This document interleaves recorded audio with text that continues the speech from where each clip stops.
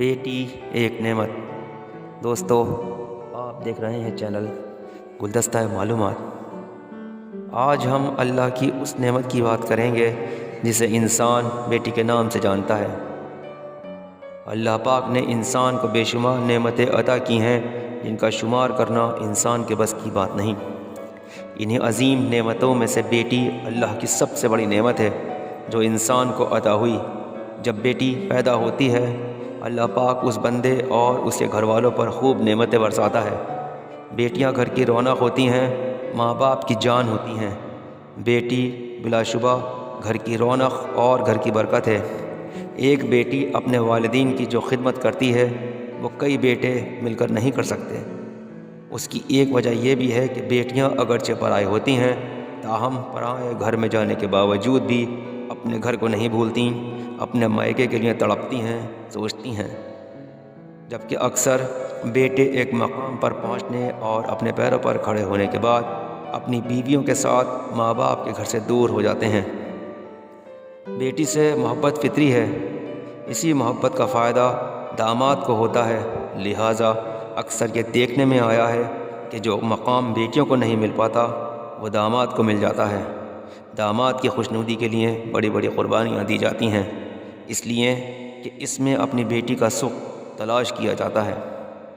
بیٹی کی خواہشات کے لیے ماں باپ اپنی خواہش کا گلا گھونٹ دیتے ہیں، ہر قسم کی قربانیاں دیتے ہیں، خود خون کے گھونٹ پی لیتے ہیں اور اپنے آنسو خشک کر لیتے ہیں، محض اس لیے کہ اپنی بیٹی کی آنکھ میں آنسو نہ آ سکیں۔ بیٹی کا گھر بسانے کے لیے انسان کبھی کبھی اپنا گھر تک بیچ دیتا ہے۔ بیٹی کی عزت کے لیے تو اپنی پگڑی بھی دوسروں کے قدموں میں رکھ دینے کے واقعات دیکھے اور سنے جاتے رہے ہیں۔ یقیناً ہر ماں باپ اپنی بیٹیوں کے لیے ایسے ہی جذبات رکھتے ہوں گے۔ دور جاہلیت میں بیٹی کی پیدائش پر بہت افسوس منایا جاتا تھا۔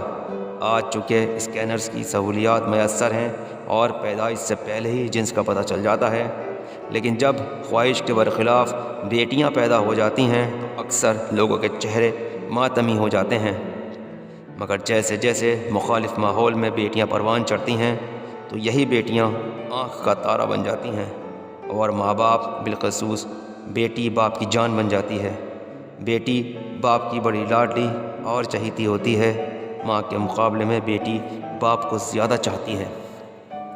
اور عموماً باپ بھی یہ جانتے ہوئے کہ بیٹے ان کے وارث اور ان کی نسل کو جاری رکھنے والے ہوتے ہیں، بیٹیوں سے ہی زیادہ محبت کرتے ہیں۔ کبھی تنہائی میں ہمیں اس بات کا جائزہ لینا چاہیے کہ ہم اگر اپنی بیٹیوں سے اتنی محبت کرتے ہیں تو کیا اس محبت کو جانچنے کا کوئی پیمانہ ہونا چاہیے؟ اگر ہے تو اس بات پر بھی غور کرنا چاہیے کہ ہم اپنی بیٹیوں کو تو چاہتے ہیں، مگر جب دوسروں کی بیٹی اپنے گھر لاتے ہیں تو کیا اسے بھی اتنی ہی محبت دے پاتے ہیں؟ آخر کیوں ہم دوسروں کی بیٹیوں کو اپنی بیٹی نہیں سمجھ پاتے؟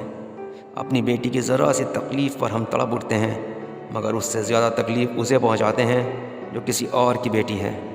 اپنی بیٹی پر کوئی آنچ نہ آئے اس کے لیے ہم اپنے آپ کو قربان کر دیتے ہیں، اور اپنے مفاد اور انا کے لیے دوسرے کی بیٹی کو تکلیف دینے میں ذرا نہیں ہچکچاتے۔ اپنی بیٹی کے آرام اور خوشی کے لیے اس گھر کو جنت بنا دینا چاہتے ہیں جہاں وہ بیائی گئی، اور جب کسی اور کی بیٹی اپنے گھر لائی جاتی ہے تو کیوں اس کی زندگی کو جہنم بنا دیا جاتا ہے؟ یہ سچ ہے کہ تالی ایک ہاتھ سے نہیں بجتی۔ یہ بھی سچ ہے کہ آج کے دور میں گھر میں آنے والی صرف اپنا راج چاہتی ہے۔ وہ گھر جوڑنے کے بجائے اسے توڑ کر اپنی دنیا الگ آباد کرنا چاہتی ہے، مگر اس کے لیے بھی کبھی کبھی دونوں ہی ذمہ دار ہوتے ہیں۔ ہم اپنی بیٹی کی ہر غلطی کو اولاد سمجھ کر معاف کر دیتے ہیں، اس کی بد کلامی کو نظر انداز کر دیتے ہیں۔ وہ جھڑک بھی دیتی تو اسے لاڈ پیار کا نام دیا جاتا ہے، مگر اپنے گھر آنے والی دوسروں کی بیٹی کبھی آپ کی ڈانٹ ڈپٹ پر رد عمل ظاہر نہ کرے تب بھی اسے الزام دیا جاتا ہے، اور اگر آپ کی بات کا جواب دے تو اسے بد کلامی کہا جاتا ہے۔ مائیں جو ساز بن جاتی ہیں آخر کیوں بھول جاتی ہیں کہ آج دوسروں کی بیٹیاں جو ہمارے گھر آئی ہیں، برسوں پہلے اسی طرح وہ بھی اپنا گھر چھوڑ کر دوسرے گھر آئی تھیں۔ انہیں بھی ایسے ہی حالات کا سامنا کرنا پڑا ہوگا۔ ماضی کے حالات کو آخر کیوں ہم حال کے لیے استعمال نہیں کرتے؟